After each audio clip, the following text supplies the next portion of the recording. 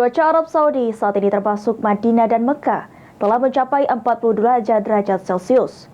Untuk itu jemaah calon haji diminta selalu menggunakan pelindung kepala dan alas kaki tahan panas. Yang akan mendampingi Bapak Ibu.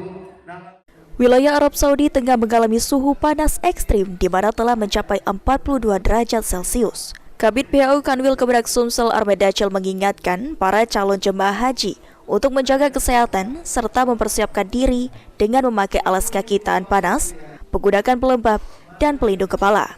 Selain itu, JCH diminta rutin meminum air putih agar terhindar dari dehidrasi. Terkait kondisi cuaca yang begitu panas terik di Mekah, sekarang mencapai sudah siang hari 42 derajat, kita mengimbau jemaah pada saat manasik sudah kita sampaikan bahwa jemaah haji itu harus menggunakan alas kaki yang bagus, yang tahan panas. Kemudian juga menggunakan pelembab agar fisik mereka bisa tetap terjaga dan dari sengatan matahari, dan juga kaki-kaki mereka tetap dalam kondisi lembab ketika mereka berjalan kaki.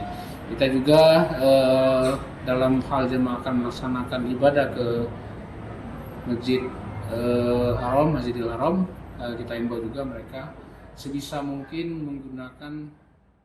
Saat ini embarkasi Palembang telah memberangkatkan kloter 11 dengan total 4.935 jemaah.